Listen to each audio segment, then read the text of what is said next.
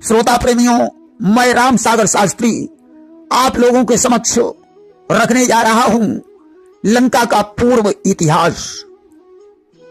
देखिए, एक बार राजा इंद्रदुम्न भगवान का ध्यान कर रहा था। उसी समय उसके पास अगस्त्य मुनि आ गए। राजा ने खड़े होकर उनका सम्मान नहीं किया।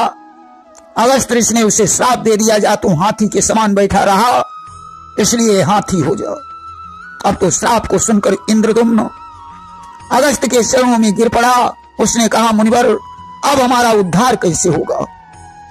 कि कहा नप बचन अमोघ तुम्हारा, और कसम हुई है उद्धार हमारा। अगस्त्य ने कहा, जब सरोवर में ग्राह तेरा पैर पकड़ेगा तब नारायण तेरी रक्षा करने आएंगे, उनके हाथों से तेरी मुक्ति हो जाएगी। इधर तो राजा इंद्रदुम्न अगस्त्य के श्राप से गजराज बन गया, जो त्रिकूटाचल पर्वत के एक देश में वरुण देव के ऋतुमान नामक बगीचे में बहुत से हाथी और हथनियों के झुंड में रहने लगा। और उधर हुहु नामक गंधर्व एक दिन बहुत सी अप्सराओं को साथ में लेकर एक सरोवर पर स्नान करने पहुंचा और सरोवर में जल क्रीड़ा करने लगा। उसने देखा देवल मुनि सरोवर में खड़े हुए आगमर्षण मंत्र का जाप कर रहे हैं, जो सरोवर से बाहर निकलना ही नहीं चाहते। हुहु ने डुबकी मारकर अपने हाथ से देवल का पांव पकड़ा और बलपूर्वक खींचने लगा। देवल ने उसे पहचान लिया और श्राप दे दिया, जा दुष्ट, तूने ग्राह के समान मेरे पांव को पकड़कर खींचा है, इसलिए तू ग्राह ही हो जा। हुहु देवल से प्रार्थना करने लगा, मुनिवर, अब मेरा उद्धार कैसे होगा?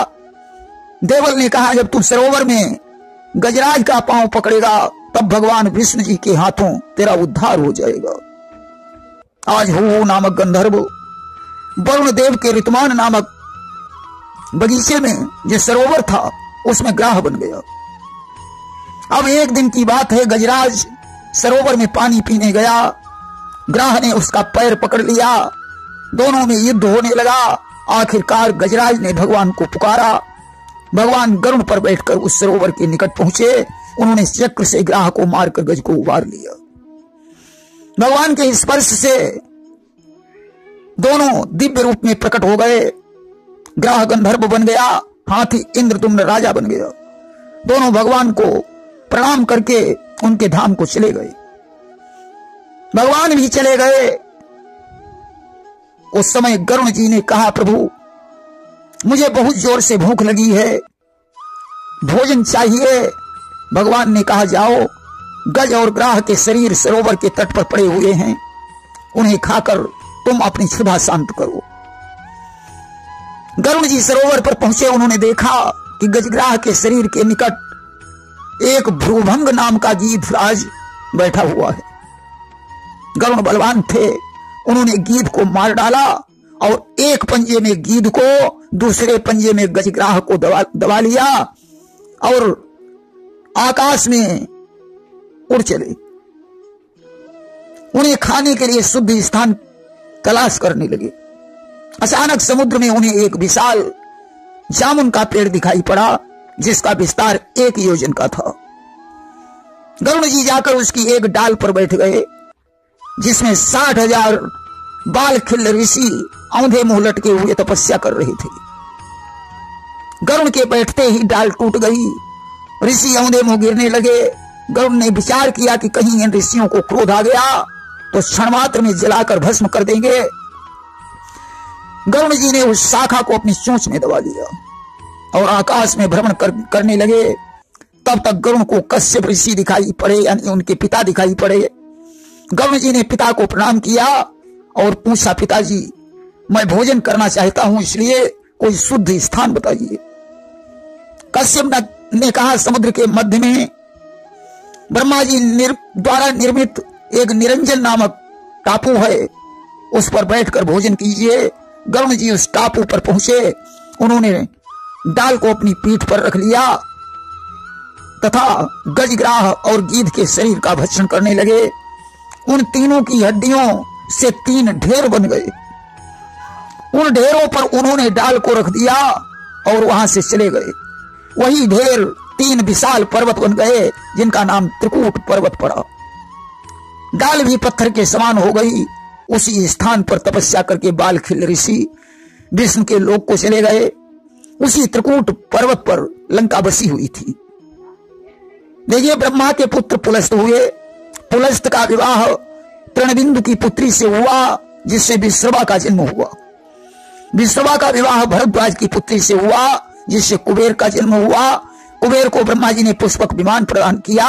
एक दिन कुबेर पुष्पक विमान पर बैठकर अपने पिता विश्रवा का दर्शन करने आए और पिताजी को प्रणाम करके कहने लगे, पिताजी, ब्रह्मा जी ने हमें पुष्पक विमान को दे दिया परंतु रहने के लिए कोई स्थान नहीं बताया। विश्रवा ने कहा, समुद्र के मध्य विश्वकर्मा द्वारा निर्मित लंका नाम की नगरी है। विष्णु के डर से दैत्यगण उसे छोड़कर पाताल को चले गए हैं, इसलिए तुम लंका में जाकर सुखपूर्वक निवास करो।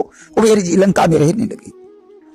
इसके बाद दैत्यराज सुमाली ने अपनी पुत्री कैकसी को विश्रवा के पास भेजा कि तुम जाकर विश्रवा से कुबेर के समान प्रतापी और हम लोगों का हित करने वाले पुत्रों के लिए वरदान मांगो। कैकेयी सायंकाल के समय विश्रवा के पास पहुंची। विश्रवा उसके मनोरथ को समझ गए कि तुम मुझसे पुत्रों की इच्छा रखती हो, परंतु इस भयानक समय में तुम्हारे द्वारा 2 भयानक राक्षस उत्पन्न होंगे, परंतु अंतिम पुत्र बुद्धिमान और राम भक्त होगा। अस्तु कैकसी से रावण और कुंभकर्ण का जन्म हुआ। रावण के 10 शीशों को लेकर भी तमामों कल्पनाएं हैं। इसके बाद कैकसी ने शूर्पणखा, कुंभीनसी, क्रौंची और विभीषण को जन्म दिया। एक दिन रावण को कैकसी ने शिवलिंग लेने के लिए कैलाश पर्वत पर भेजा। कैलाश पर्वत पर जाकर रावण ने अपना शीश काटकर चढ़ा दिया। शिव की कृपा से वह शीश जुड़ गया।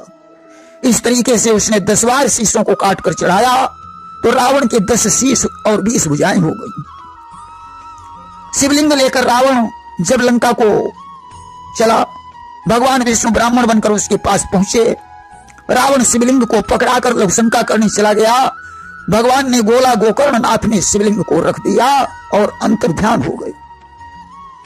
इसके बाद रावण का विवाह मंदोदरी के साथ हुआ कि मैं तनया मंदोदरी नामा परम सुंदरी नारी ललामा। मंदोदरी मैदानव की पुत्री थी जो परम सुंदरी थी। एक दिन कैकसी ने कुबेर को पुष्पक विमान में बैठकर जाते हुए देखा।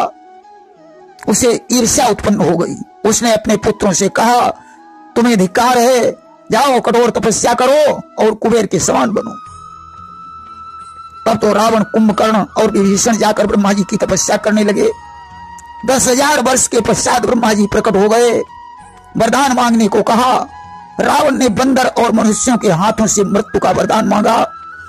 कुंभकर्ण ने 6 महीने की नींद और विभीषण ने राम के चरणों में अनुराग मांगा।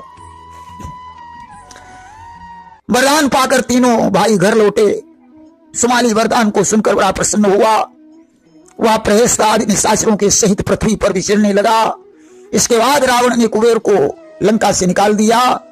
कुबेर ने पिता से पूछकर लंका छोड़ दी और कैलाश शिखर पर शिव को प्रसन्न कर कैलाश के निकट अलकापुरी बसाई। शिव की कृपा से वे दिग्पाल बन गए। इसके बाद रावण ने शूर्पणखा का विवाह विद्युत जी से करके उसे दंडकारण्य का राज्य दहेज में दे दिया। विद्युत जी की मृत्यु के बाद रावण ने अपने मौसेरे भाई खरदूषण और तृष्णा को उसकी सहायता के लिए भेज दिया।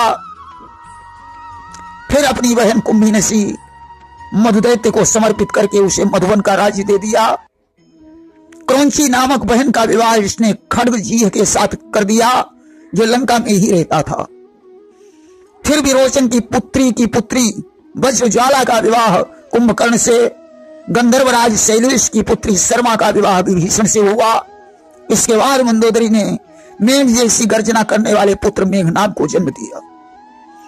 कुंभकर्ण जब जाकर एक गुफा में सो गया तब रावण ने देव, गंधर्व, किन्नर, ऋषि और नागों को मार कर उनकी स्त्रियों का हरण किया। कुबेर ने दूत भेजकर रावण को संदेश दिया कि तुम अधर्म करना बंद कर दो, अन्यथा तुम्हारा विनाश हो जाएगा। इस पर रावण ने कुबेर पर धावा बोल दिया और पुष्पक विमान को छीन लिया कि एक बार कुबेर पर धावा और पुष्पक यान जीत लैयावा। रावण जिस समय अलकापुरी में मौजूद था, उस समय कुबेर की पुत्र वधू रंभा वहां पहुंची। रावण ने जबरदस्ती उसके साथ संसर्ग किया। रंभा ने कुबेर के पुत्र को बताया तो उसने श्राप दे दिया कि जब रावण किसी स्त्री से बर्बर संसर्ग करेगा तो उसी क्षण उसकी मृत्यु हो जाएगी। रावण को दूत के द्वारा श्राप का पता चला तो उसने उसी दिन से विमुख स्त्री का अपमान करना छोड़ दिया। इसके बाद रावण ने वरुण को जीतकर इंद्र पर चढ़ाई कर दी। इंद्र ने रावण को बंदी बना लिया। मेघनाद को जब पता चला तो वह इंद्रलोक में पहुंचा। उसने पिता को छुड़ाया और इंद्र को बंदी बनाकर लंका में ले आया। ब्रह्मा ने जाकर इंद्र को छुड़ाया और वरदान देकर चले गए। मेघनाद अब इंद्रजीत बन गया। जब रावण ने दिग्विजय करने का विचार किया, उसने सभी लोकों पर विजय प्राप्त की। एक दिन उसने जाकर कैलाश पर्वत को उठा लिया। भगवान शिव ने चरण के अंगूठे से पर्वत को नीचे दबा दिया। रावण की भुजाएं दब गईं, वह चिल्लाने लगा। उसी समय नंदी ने रावण को श्राप दे दिया कि तेरे अंदर बंदर जैसी चपलता है, इसलिए तेरी मृत्यु बंदर और मनुष्य के हाथों से होगी। शिव ने रावण को छोड़ दिया तो वो जाकर रेवा नदी के तट पर पहुंचकर सहस्राबाहु से टकरा गया। सहस्राबाहु उसे बंदी बना ले गया। पुलस्त को जब ये खबर मिली तो वे रावण को वहां से छुड़ा लाए। रावण एक दिन बाली से टकराया। बाली उसे अपनी बगल में दबाकर घर ले आया। रावण ने बाल को मित्र मान लिया और लंका को लौट आया। एक दिन रावण ने देवर्षि नारद से पूछा, मुनिवर कोई योद्धा बताओ जिससे मैं युद्ध करूं। नारद ने उसे श्वेत द्वीप भेज दिया जहां सरोवर पर कुछ स्त्रियां स्नान कर रही थीं। रावण ने उनसे कहा, जाओ अपने पतियों से कह दो कि लंका पति दशानन तुमसे युद्ध करने आया है। उस समय एक वृद्धा ने रावण का पैर पकड़ा और लेकर आकाश में उड़ गई। वहां से उसने रावण को समुद्र में डाल दिया। रावण सीधे पाताल लोक में चला गया जहां उसने राजा बलि से युद्ध करने की मांग की। बलि ने कहा, अगर तुम हमारे पितामह का कवच उठा लो तो मैं तुमसे युद्ध करूं। रावण कवच को नहीं उठा पाया और लज्जित होकर भगवान वामन के पास पहुंचा। उसने कहा, मुझे लंका पहुंचा दो। भगवान ने पांव के अंगूठे से उठाकर रावण को फेंक दिया। रावण जाकर सीधे लंका में गिरा। इसके बाद रावण राजा अनर्ण से युद्ध करने गया। अनर्ण ने रावण को श्राप दे दिया कि एक दिन मेरे वंश में तेरे काल का जन्म होगा। एक दिन रावण की भेंट सनत कुमार से हो गई। उसने विष्णु के हाथों से मरने का उपाय पूछा। सनत कुमार ने कहा, जब तुम राम से वैर करोगे तो राम तुम्हारा संहार कर देंगे और तुम्हारी मुक्ति हो जाएगी। इसीलिए रावण ने सीता का हरण किया और भगवान के हाथों से मारा गया। प्रेम से बोलिए सियावर रामचंद्र की जय।